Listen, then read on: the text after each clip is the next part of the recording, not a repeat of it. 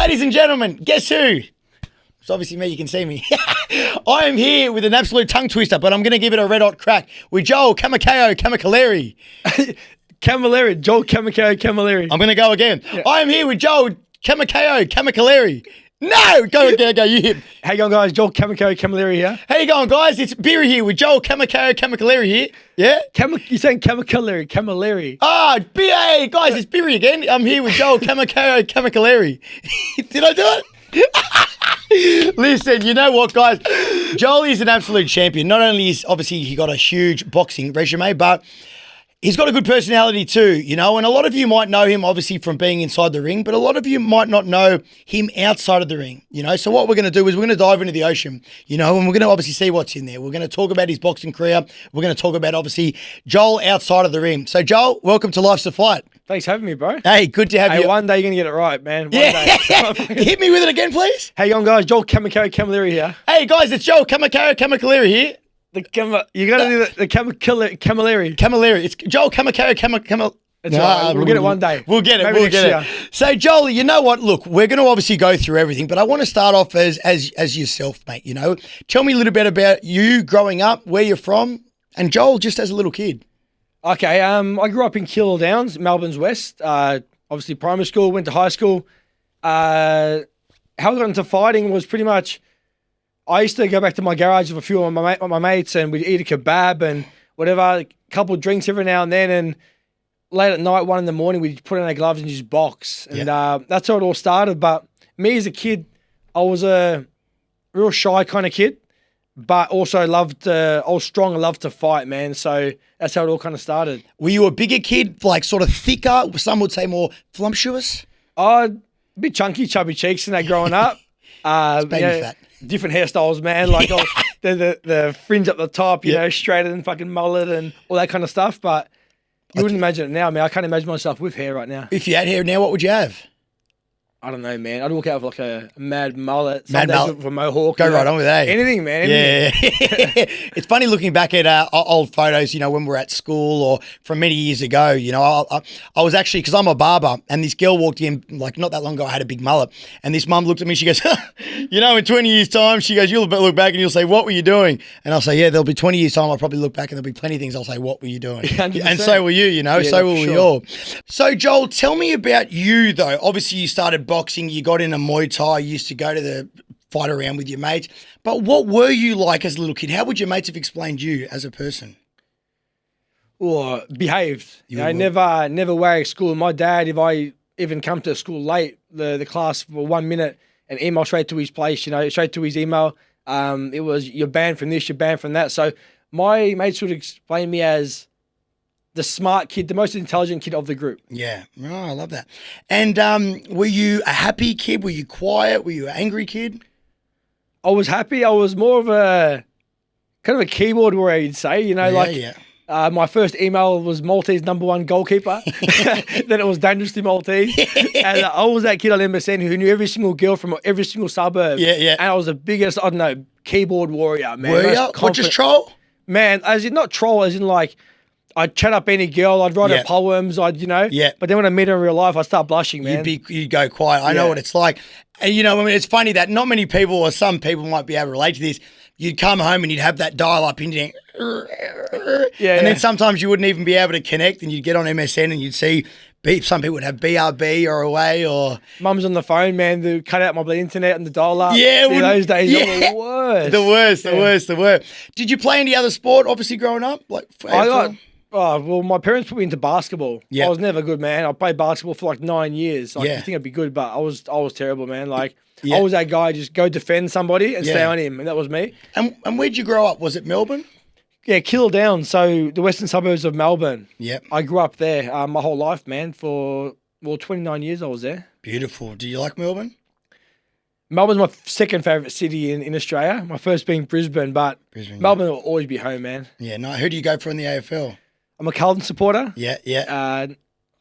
Decent history, but not the greatest team right now. That's all right. Favourite player? Right now, I haven't got one right now, to be honest with you, man. Growing up, it was Stephen Kernahan and Stephen Silvani, which are full, like, they're Hall of Famers, you know what I mean? Yeah, mine would have been from Carlton. Eddie Betts, wasn't he good? Betts was a gun. Yeah. Gun, absolute gun. Yeah. So let's get into, obviously, your amateur career. You know, you said you had your first fight at what age? 17. 17. And how heavy were you back then? We fought at 64 kilograms, man. Like, I was literally 70 kilograms when I first started boxing. Yep. I lost weight, didn't know how to, so I trained like crazy, go home, have half a glass of milk for dinner. I'd bite an orange and then spit out the juices. Like, it was crazy, man. Like, my first fight was against a guy named Sam Abdul Rahim, who, you know, he turned pro. He's had a few pro fights now. And I remember walking out for my first fight. This kid looked like he was 30, man. He had a tattoo on his back. I'm like, what's going on? I thought I'm going to fight some like real skinny, scrawny kid. Yeah, man. But I was like that. I was like 64 kilograms. You felt like you were fighting against a man. Yeah, man. Yeah, exactly. Did you have much training before you had your first fight? I think 9 months of boxing. Yeah. 1.5 years of Muay Thai twice a week, you know what I mean? But only about 9 months of boxing, so I was still pretty fresh. Yeah, nice. And then when did you have your first professional fight? First pro fight, crazy story, man. It was when I was 21. Me and Michael Zraffa were teammates. Yep. Funny kind of guy. Like, he would like try to lose weight, and he'd just be eating like lollies, you know. And that was him. His way. He wouldn't eat food. He'd just eat straight lollies, you know. And then one time he injured his hand on my head. He broke his knuckle on my head, man. Still like ruins him till today. And he was in hospital with stomach ulcers. So he had a sore hand. He was popping anti-inflamed on an empty stomach. Yeah. And then my trainer's in the ring, Daryl Ford, called him the president. And he's on the phone, and I'm training in the gym, and he turns around. He's like, "Hey, Joel, yeah, you want to turn pro?" Huh? So I've jumped in. Michael Zraffa's pulled out of a fight. My trainer's asked me to jump into the fight. 2 weeks after, I've turned pro. What age was that? 21. 21. Because you've had how many fights have you had now? So 16 amateur fights. Now I've had 38 pro fights now, man. So and there's many more to come. A lot to come, man. So tell me about that first fight. You know, obviously leading into that fight, what you sort of got thrown straight in there. What was the whole experience like for anyone that's never had a fight before? From amateurs. Didn't have many thoughts leading into the fight. Just, I'm turning pro, man. We're fighting for money. You know what I mean? Like, it's just cool as.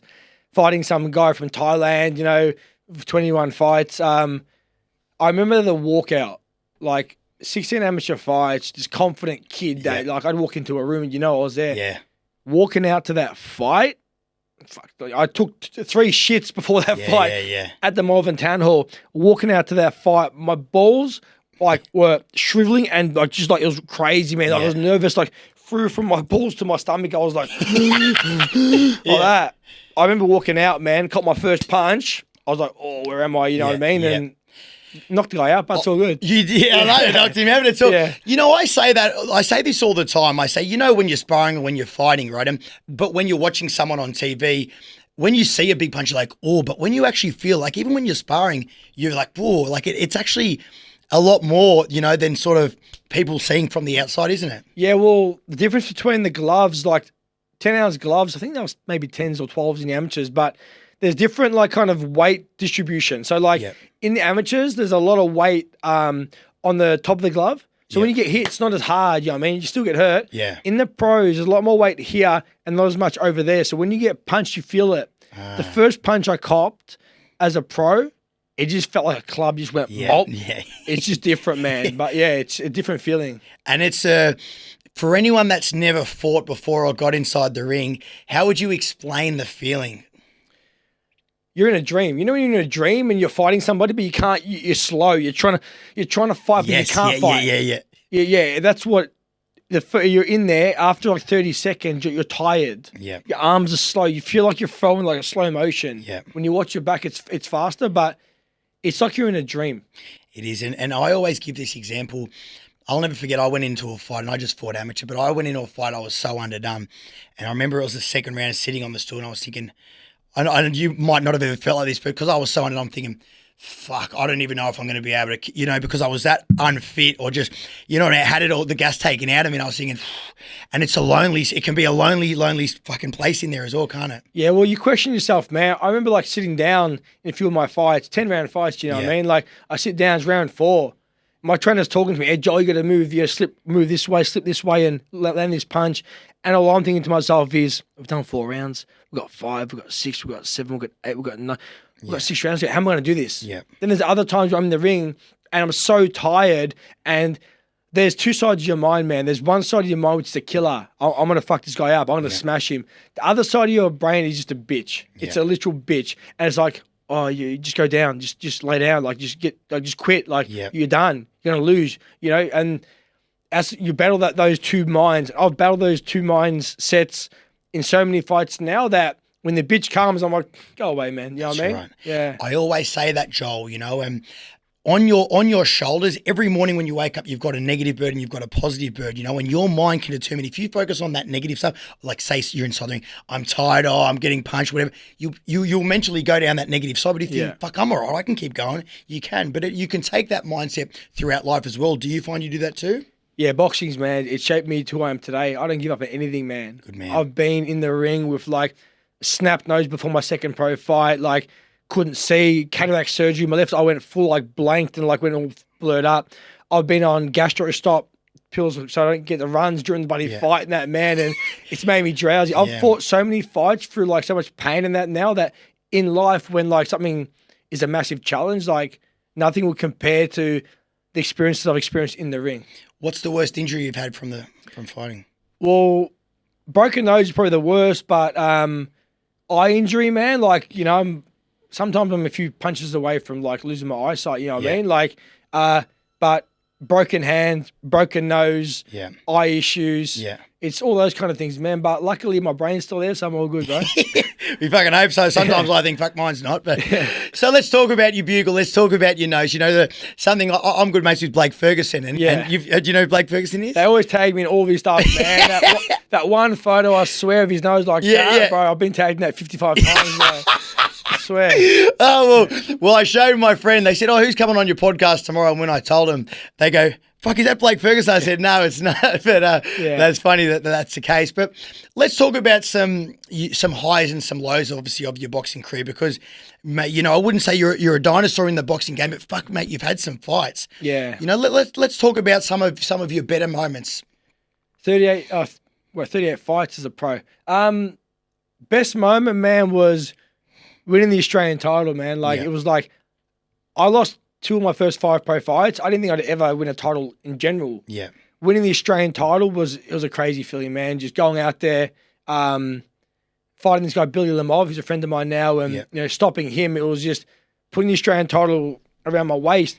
You know when people cry when they're happy? Yep. I've never experienced that before, but as I wrapped the Australian title around my waist and they announced, they raised my hand, I got this... I was like, whoa, don't cry, Joel, man. You don't cry, you know what I mean? Yeah. Well, that would be a good feeling, you know, obviously, of all the hard work because people see the stuff that you do inside the ring, but it can be a lonely sport as well, you know, all the running, you know. Do you find that? Very lonely, man. Like, people don't understand, like, you miss out on a lot, man. Like, 21st birthday, massive, this Fashion Lounge nightclub, hired it out. Like, I'm there just, like, can't even drink, you know. After that, I'm in a hotel room by myself. Got to go for a run the next morning. Like, it's very lonely. You miss out on birthdays. You miss out on weddings. You miss out on, like, for example, I'm away from my fam. Out of my 34 years living, I've lived in Brisbane for 4 years. I've lived in Sydney for, you know, almost a year now. Been to Thailand for like around a year all up. Like, you miss out on a lot of things, and like see my niece and nephew go up and see my family. So you miss out on a lot, but we make a lot of sacrifices, man. We hope that it pays off. Absolutely, you know, and you talk about those highs and lows. Look, obviously people are going to be there for you through your highs. Do you find that some of them sort of pull back through your lows as well? Yeah, man. Before my fight with Tim Tszyu, man, like we had bars booked out. Like, you know, I watched Joel's fight with Tim here. Yeah. You know, everyone messaging me, tagging me, everything. Like, I had a million mates that day, you know, like even and that week after your fight, man, you're lucky to get maybe like 10 messages, you know what I mean? Maybe 20 messages out of the 1,000. Yeah. And people just go. After that fight was a big turning point of my career, man. Like, I've gone back to the hotel room and copped a message from my teammates saying, hey, man, when you get home, your trainer's going to retire you. And I'm like, fuck. Retire you? Retire, yeah. So I was like 28, shattered, you know, kind of on I was scarred up and that Tim beat me, you know what I mean? And like back to the room, just trying to act all normal the whole time in the casino and that Star Casino, back to the room and get this message, hey, we've all had a chat, the team and the trainer, and he's going to retire you when you get home. I was like, pfft. Well, how was that feeling? Because at the time you were obviously the Australian champion. Tim Tszyu, you were? I was the Australian, that title got me the fight with Tim. And he was obviously a really hot prospect coming through. He wasn't in his prime as he was now. Yeah. How was your build up to that fight with him?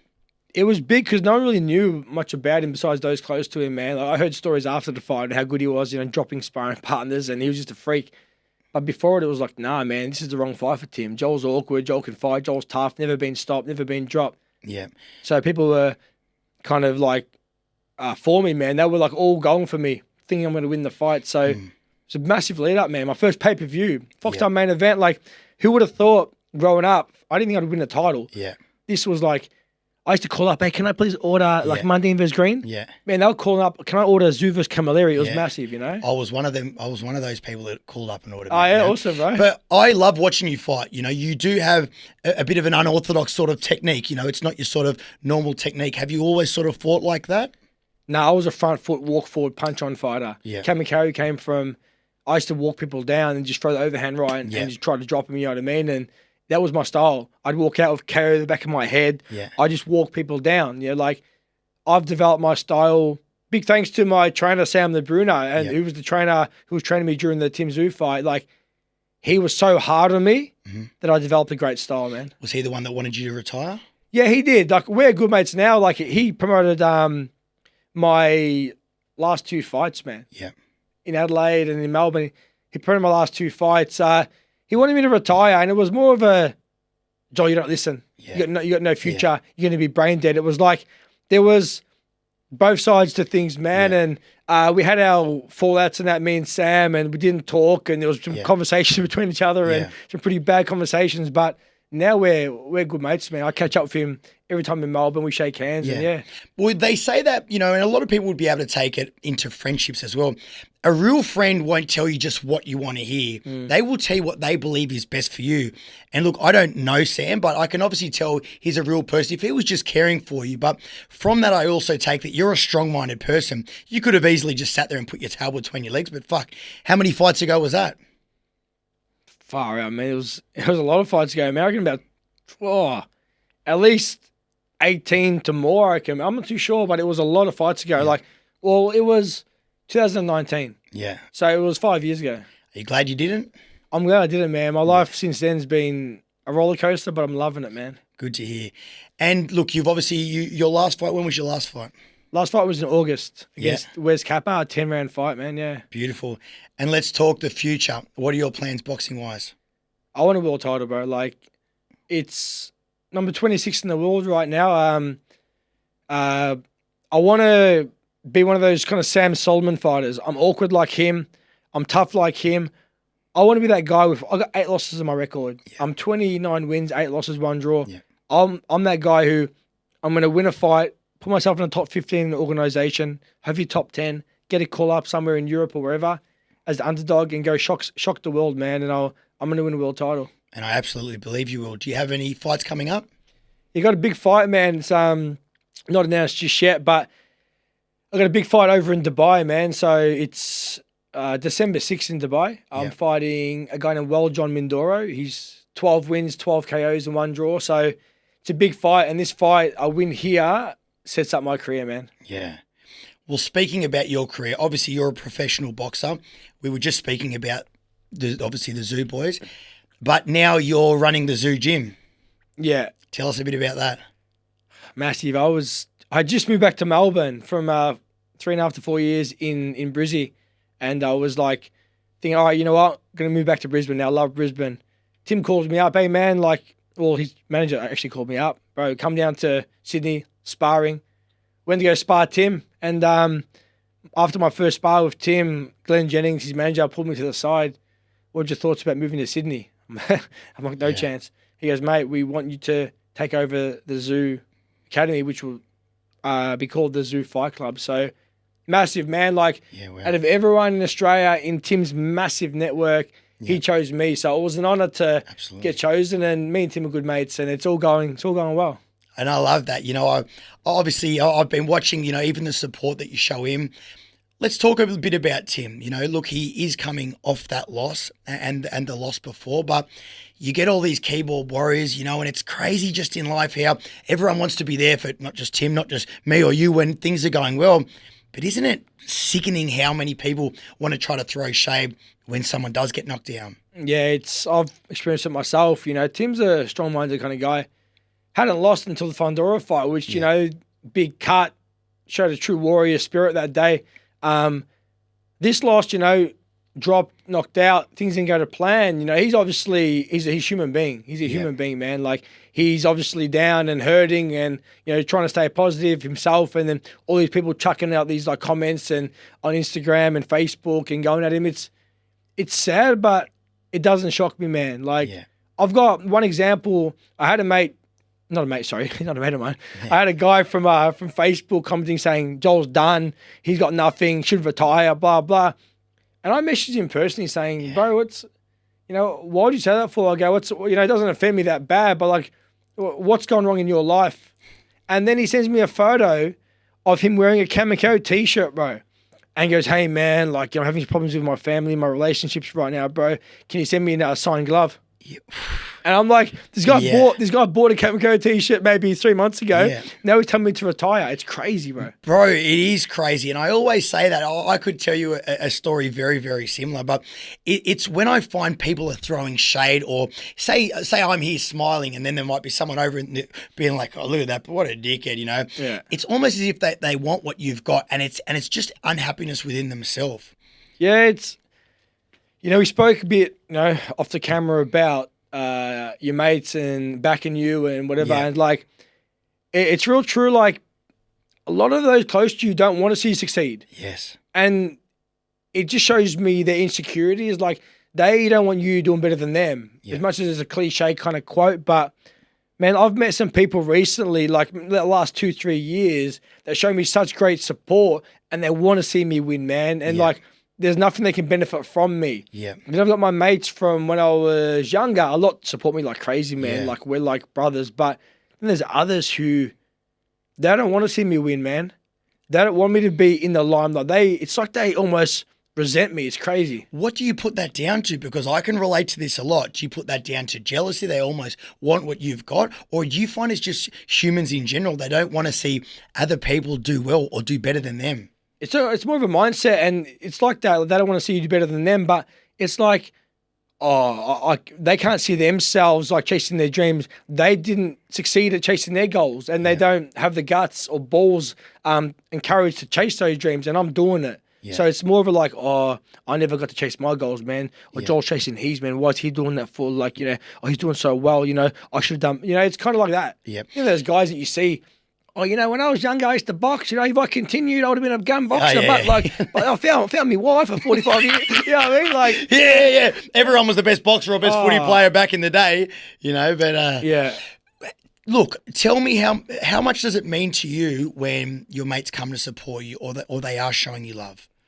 It means a lot, bro, man. Like, just knowing that they were with me when I was boxing in the garage, bro, and then they rock up to my fight and. Tickets are expensive to fights and that, man. I'm the kind of person that, like, if my mates really can't afford to come to my fight, bro, I'll buy them a ticket. I didn't even get free tickets I might get a free ticket for my mum. She takes photos anyway, or my dad. But, like, I will buy tickets for my mates to support me because to have those real ones, after a fight, I've got maybe 300 people in there for just me. Yeah, there's probably 1,000 in the venue or more. 300 just for me. But after the fight, it's me and maybe 6 mates eating food, having ice cream, having a chicken schnitzel parmigiana, and just enjoying each other's company, It's so true. Like, not just, that's a perfect example how your mates can support you, but even outside of the ring, like friends supporting friends. My best mate that just passed away, he always used to say, if my mate's doing well, I'm there with the pom-poms out, I'm cheering him on. Yeah. And that could be by coming to watch you fight. That could be by sharing your post or just supporting you in any way, shape or form. You really see the true ones that way. Yeah, going kind of back to Sam and Bruno, my trainer, man, like we were close, like still are, but we'll have coffees every day, catching up, having lunch, having a laugh. Biggest banter, bro. He'd always bag me. I was that, the person in the class you always pick on. That was me for him, And I remember going back to a fight years ago, locked in, maybe 4 weeks out. I'm sparring amateur boys. Amateurs are good fighters, but guys who shouldn't be on my level. And they're touching me up, man. Like they're beating me up. And I'm walking out of the ring, and my trainer goes to me, one more of those, man. Like, I'm pulling you out of the fight, Joel. So the next spar, I spar again, maybe 2 rounds in. I'm getting beaten up by this guy with like 5 amateur fights, man. I've had 20 pro fights then. And pulls me out of the ring after 2 rounds. It's meant to be an 8-round spar, I think. He goes, come here. Yeah. I'm like, what? He goes, give me your hands. Gloves off, head guard off. What are you doing, Sammy? No, it's enough, Joel. You're right. It's enough. No, I want to spar. No, it's all right. Get out of the ring. We go for a drive after that. What's wrong? He's like, it's you're not right. It's your missus, isn't it? And it was the only girl I've fallen for a few girls, but like this girl, it was deep. It was like one of those 0 to 100. I was 24 years old, preparing for a fight, and she was doing my head in bad. It was like, bro, I was like broken and couldn't sleep. It was crazy, man. Like I just couldn't function, and I was so mentally drained that when I hit the bag for 1 minute, I'd be dead. And he goes to me, "It's your missus." I'm like, "Yeah." I go, "Bro, I got no energy. I'm gone. I'm just done." And then I remember no one probably knows this at all except for Sam himself, and he pulled me out of the fight. He just goes, "Man, you're out." So he called the promoter. Joel's out. He's not well. He's sick, blah, blah. I don't know what he said. I don't know what he said, but he cared for me that much that he saw it, didn't want to see me get hurt. So called off my fight after 10 weeks of preparation, man. Taking off work. As a school teacher, I took off work, lost money, and he just goes, "No, you're out." Wow. Yeah.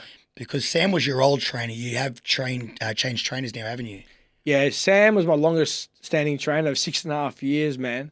And the only reason I obviously didn't leave him, but aren't with him, is because he wanted me to retire after the Tim fight. So that kind of caused a bit of conflict between us two, and we didn't talk for a good 1.5 years, man. Yeah. So Tim, obviously, we just spoke about. Tell me a little bit about Nikita. Is he as he's shown? Yeah, Nikita's a interesting cat. You know what I mean? Like he's what he shows on the cameras. He's a funny kind of dude, man. Like he's just so random. There's Tim that's real kind of serious and we have a laugh every now and then. But Nikita's just random as hell, man. Like you'll find Tim in the gym. You'll find Nikita walking some random forest, man. Like I don't know, patting a monkey or some shit, feeding it a banana, bro. Like maybe fucking crawling. He's just random. So he is as he shows. He's just truly, authentically just being himself. Nikita will I'm not going to go too into detail, but he'll search some random thing, some spiritual thing, and find out, some spiritual thing's going to make you stronger. And he'll be there doing that spiritual thing. He's looked up on the internet. Like he's so random. He loves good banter and stuff, but he doesn't put it on for the camera, man. He's just real as hell. And the best ones are, and I love that about him. So many people change just to fit in where, everyone's born just to be themselves, like people will try to change if they're hanging around, say, gangster, they'll try to act like a gangster. If they're hanging around whoever, they'll try to act like that. Where for anyone watching, just be yourself, and everyone's born to be them. Yeah. And that's what I love about him. Do you do much sparring with Nikita? No, we haven't sparred actually. I've been preparing for fights against orthodox fighters. He's a southpaw, so I haven't sparred him. I've watched him spar many times. Punches like a mule, like really explosive and stuff. He's exciting to watch, man, no matter what. If he's getting hurt himself, if he's hurting somebody else, he's always in a fight. Yeah. Well, I heard that they stopped Tim from Nikita sparring. Did they ever spar when you were around? I didn't. I wasn't there when they were sparring, man, but I can just imagine, we play pickleball, man. You can't hurt each other in pickleball. But they play, when they play, it's just on, man. They're the kind of brothers that, growing up, I reckon if they, played Monopoly, man, and Nikita won, Tim wouldn't talk to him for a year. You know what I mean? That's how they are. Yeah. It's crazy. Bro, Jolly, you've obviously had this long box career, but mate, you're just a top bloke in general, bro. But tell me about yourself. I can tell you've got the brains. You speak well. Do you have any degrees, or was there anything else outside the boxing world, you know, that you've got? Yeah, well, yeah, as going back to my dad being strict on me, he said to me, man, you're not boxing pro until you do your degree. So I went straight into I did a degree at start, some sport and recreation and business degree, but didn't like that, so left that. I did a Bachelor of Applied Science in PE and Psychology and become a secondary school teacher. So, yeah, man, I got my Bachelor of Applied Science in PE secondary teaching and did my Diploma of Education. And I've done all up about 6 years of casual school teaching, secondary. Tell me about you as a school teacher. What type of teacher were you? I was the coolest teacher ever, man. Like, I worked in Melbourne's West. Like, one example, I'd walk into the school and like I walk through the corridor and I hear boom, boom, boom. I'm in Braybrook College. I walk into the classroom, open the door, man. There's all my students, like there's a lot of Burmese, Africans, Islanders, all mixed, and on the table they're dancing like this, and I'm playing Tupac, and I'm like, I'd walk in and start dancing with them, and then take it down, turn it off, and we'd have a laugh. Like, kids don't like to get yelled at. Yeah. I learned a lot from teaching. Like, at the start I was defensive. I was 23, man. Yep. Some of my students were 18. I had kids say, hey, sir, you coming clubbing on the weekend? Yeah.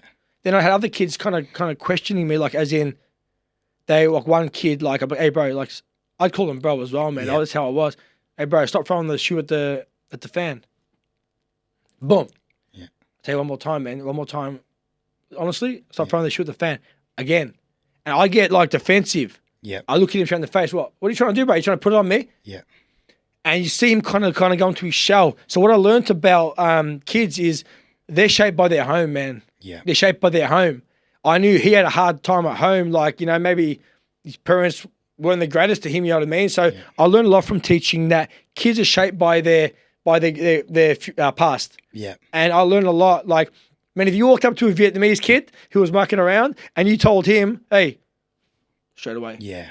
In the Vietnamese household, man, they're so strict, man. Like, you muck up, man, you're gone. So, strict. So, yeah, I learned a lot about kids and teenagers teaching, and I always made sure that I was their mate, but they respected me.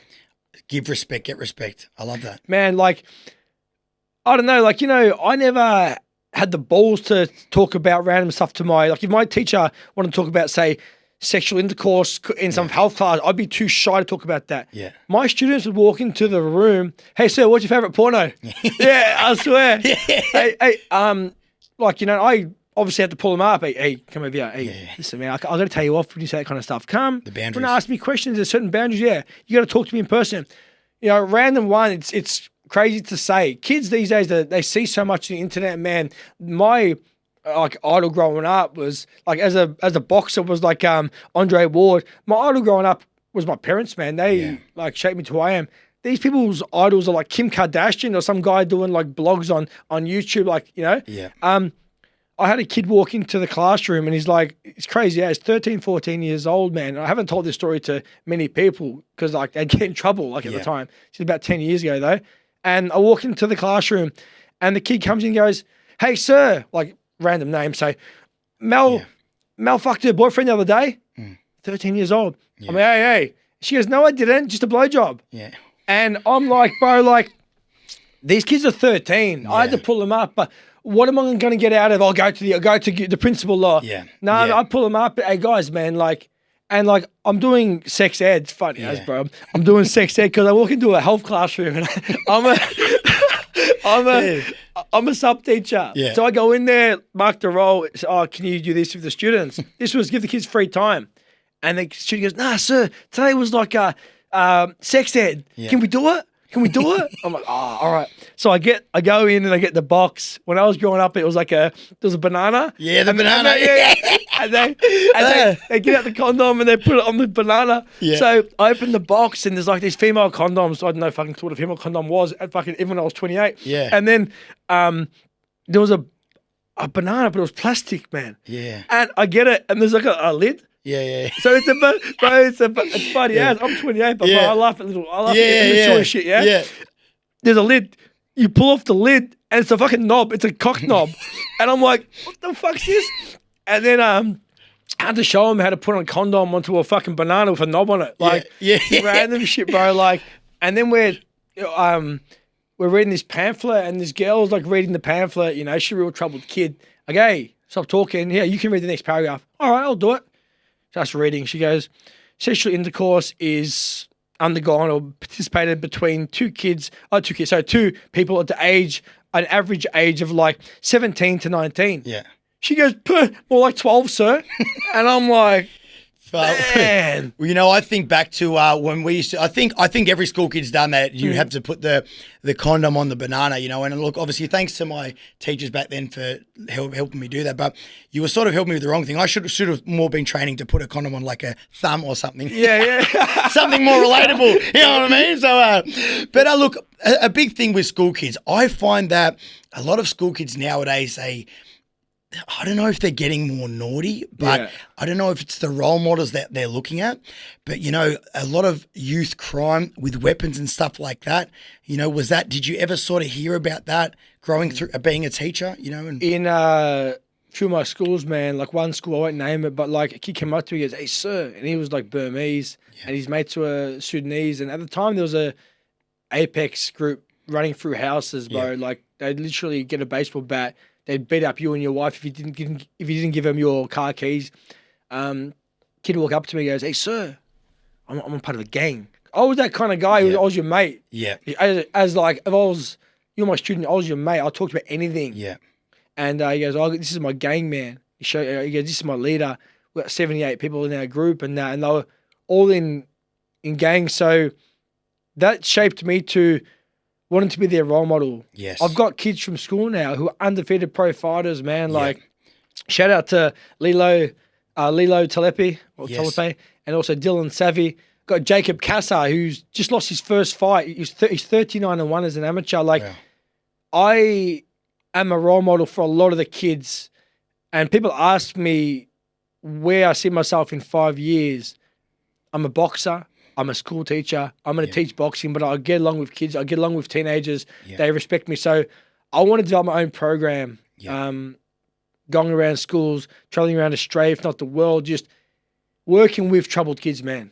Because that's what they need, bro. Like, I did school how many years, and what did they teach me? 5 + 5, drag this, carry the one, like, you know, English and man, they don't get taught real life things. So I think these kids grow up and then they're not understood. So what I want to do is create a program where I teach troubled kids and develop a program which makes them feel normal. They are normal, but feel like they're in a normal environment. Absolutely. They're not getting abused. They're not getting hit. They're not taking drugs. They're not watching their parents take drugs. Like, that's my goal. Having a positive role model is so important. And that's the thing with social media these days. And that's why I try to use my platform, you know what I mean, just to be real, raw, vulnerable, to just show that blokes have a emotion. You know, we have good days, we have bad days. But to walk around, do you respect someone, you know, and kids, they think, oh, he's the toughest, he's the best fighter. They think that's cool as. But now when you grow older, you grow out of that. Do you respect someone more that you think he's a tough guy or he's a good guy? More a good guy, man. But even better, a tough good guy. A tough good guy. Yeah, man. Yeah. Like, I'm tough as hell, man. Like, I'll fight. I don't like fighting. I don't like fighting people on the street, whatever. I can fight, but my parents have shaped me to be humble. Yes. Always be humble. So what advice would you give to these kids that, as I said, youth crime is a big thing at the moment? What advice are you going to give to any of these young kids that are watching, that are going through that? I want to be a gangster. I want to carry a weapon. I want to be the best fighter going around. Be a role model. Like, we're going to have kids one day. They're going to have kids one day. Be a role model.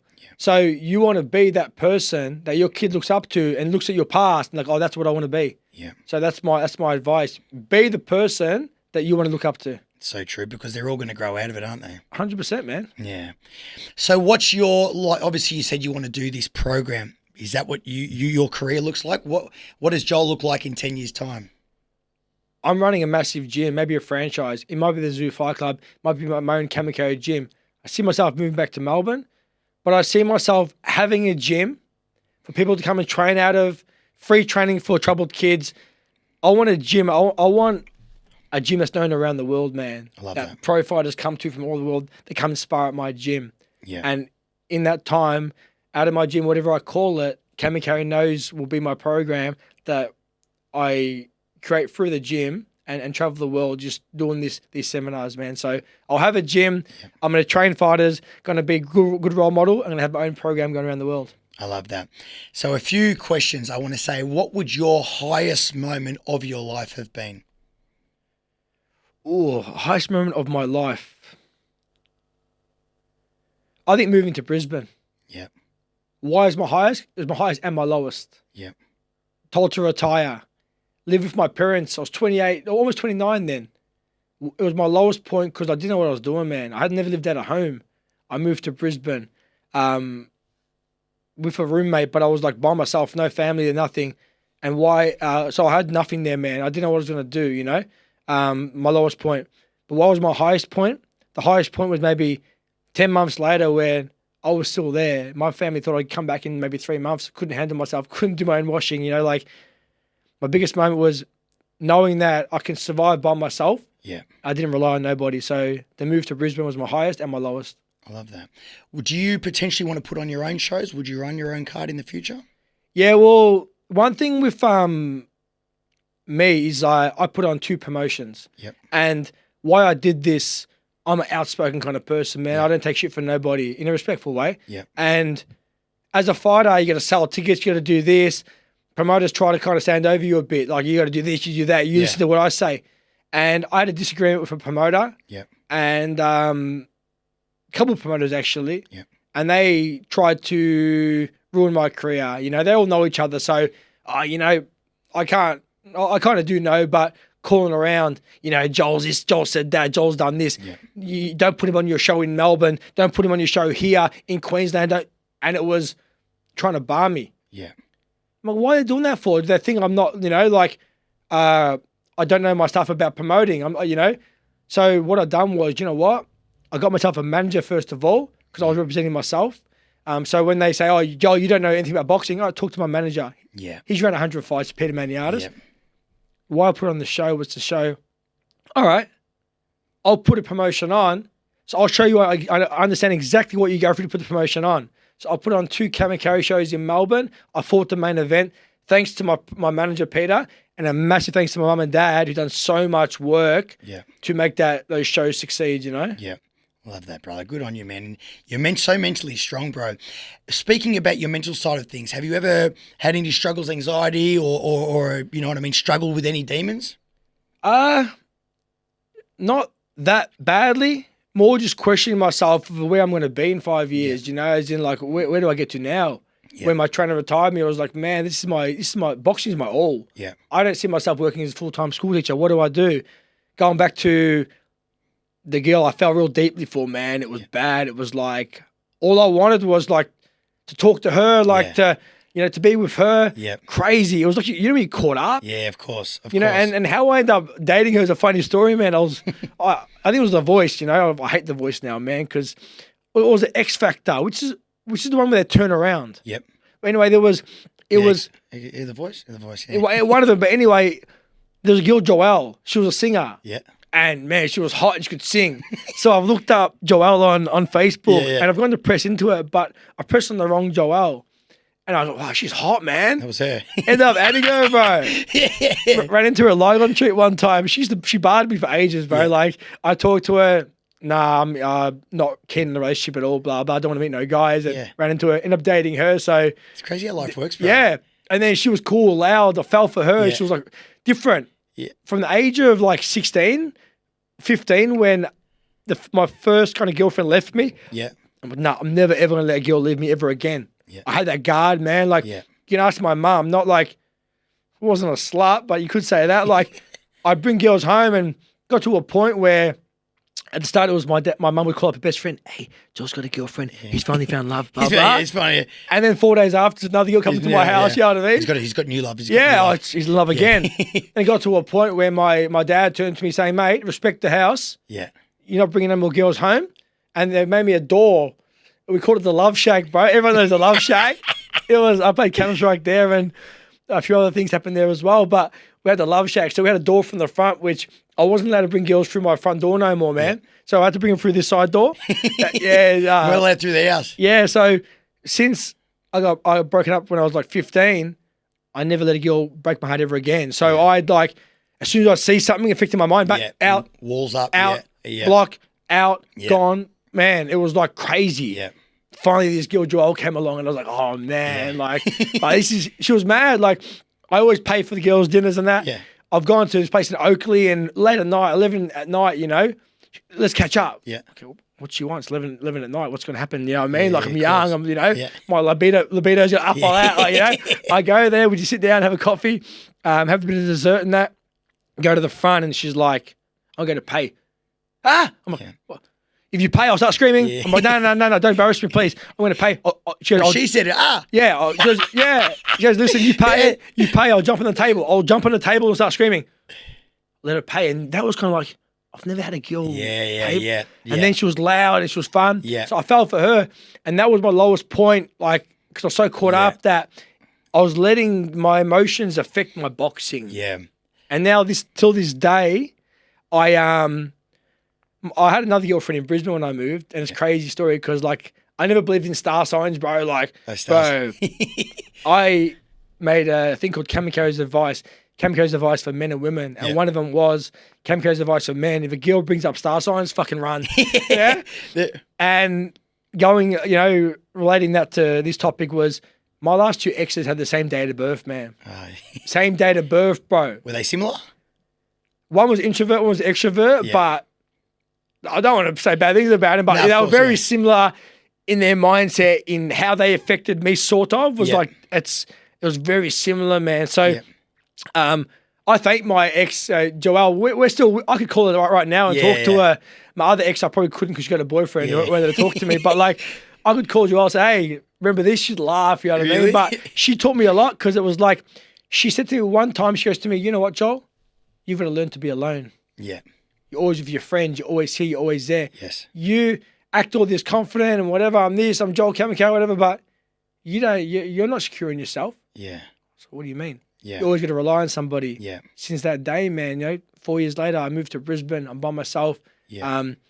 And now I'm single, man. Like 34, my longest relationship has been 10 months with the first one, Joelle, and the other girl as well. Her name was Anna.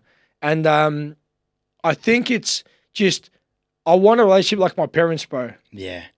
Like 40-something years, 43 years married. Like, my mum respects my dad. When they have a fight, they respect each other. They get back. Yeah. These days, man, it's like you have one argument, they've blocked your number. They're on Tinder. It's done. You know what I mean? They're fucking onto the next guy they got on the side. You know what I mean? Yeah. So boxing's affected me in relationship-wise and that, where it's like, and it can, because I don't want no girl affecting my mind. It's going to affect my career, man. This is my career. This is my future. So I hope one day I find a girl that supports me, has her own life, but understands that they can't affect my mindset while I'm fighting, man. And when you think about your age, you can sometimes put a bit of pressure on thinking, oh, you know what I mean? Oh, my friends have got kids. Oh, my friends are married. You know, I'm not, you know, but I think it will just naturally come to you, know, and the best things generally do. Yeah. But I want to speak on the fact that, look, you're obviously running the Zoo gym. You'd get a lot of younger fighters. You get a lot of older fighters. If you see one of your fighters struggling, it might be with a girl, it might be with anxiety, depression, or in any way, shape or form, what advice, Joel, do you give to those young fighters? It's normal. Everyone struggles, man. Everyone struggles. Everyone's nervous when they walk into a ring. I just tell people, man, like, you live once. You know, I know the quote, YOLO's like, you know, the most cliched thing ever, but you only live once, bro. Like, I say to myself, I was heartbroken, but like, I'm only gonna live once, so I get to experience that, man. So what I tell them is, hard times, great times, the best times in the world, times where you're not feeling too great, like, you only experience them because you're alive. That's right. So experience it, man. Like, man, that happened. Like, there's so many things can happen in your life, but just take it as an experience. Well, life really is a roller coaster, you know, and I always say this is, you know, if we were to ask someone that's passed away, what advice would you give to us? You know, people say, I live every day as if it's your last. It is cliche, but fuck, mate, why so many people take life for granted? Because in the blink of an eye, life can get taken away just like that, you know? Yeah. It's 100%, bro. Like, I live every day like it's my last, pretty much, but you got to be cautious sometimes. But, man, like, I don't want to die thinking, why didn't I say that to this person? Why didn't I do that? Why didn't I reach for the stars and call out some world champion, you know? Yeah, you have a crack. How would your friends describe you as a person? Tough, random as fuck, down for whatever except drugs, won't touch drugs. Man, the most random person you'll meet in your life, bro. Yeah, pretty much, yeah. I love that. Well, finish on this, mate. What's some advice that you'd be able to give to your younger self? If you were to look back at a young Joel, what would you say to him? What I'd say to myself as a younger self, I'd say just do what makes you happy. Do what makes you happy. Don't let others persuade you to do things against what you want to do. So if I had to summarize it, I'd say do what makes you happy and just find happiness, man. Yeah, I love that. And would you recommend people to get into boxing? 100%. Any kind of fight sport.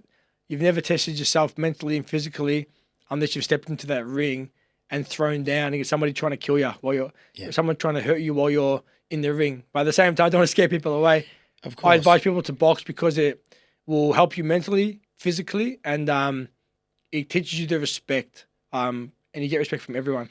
You really do. And you get a lot of people that roam the streets and go through nightclubs, walk around thinking they're the toughest people ever, and a lot of those kids, teenagers, even adults, until they grow out of it, send them down to the gym, and really, and Mike Tyson used to say everyone thinks they're tough until they get punched in the face. Was that his saying? Yeah, it was. Actually, if I was to summarize why people should get into boxing, it's because the boxing gym and a fight gym is one of the only places you won't be judged. Yeah. We don't care if you're a homosexual, you're a criminal, you're anything you are. It doesn't matter if you're crazy, if you've done this in your past life. When you're in the boxing gym, no one judges you, man. Yeah, you be yourself, man. Every single person is equal.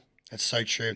And everyone should be like that in life as well, So huge shout out to you, Jolie, man. You're a cool cat, brother. Man, I've loved listening to you, man. I could literally sit here for days, bro, just talking about anything with you. I reckon we could spark the smallest of topics and we could talk for hours, Do me a favour, one thing. Yeah. One more time. Yeah. Say my intro. Oh, I got it down, Pat. You watch this. Hey guys, it's Beery here for the 10th time lucky. I'm here with Joel Cama KO Camilleri. There we go. The best. Hey, thank you again. Listen, as Joel said, he does have a fight coming up, which he has not announced yet, but soon enough he will. He's a good man both inside and outside the ring. He's the head trainer of the Zoo gym. Zoo Fight Club. Would you recommend for people to come down there and train? Come down, try it out, man. I'm not going to say it's the best gym in the world, but it's a gym that you'd love to be at. Yeah. So, guys, if you're watching this podcast, go and give Joel a follow. We really appreciate you guys watching. And, Joel, most importantly, I really appreciate you coming on here today. Thanks for having me, bro. I hope I've inspired a few people. And, man, I've loved sitting down with you, bro. Thanks heaps. You too. Can you do me a favour before we go? Thank you, my brother.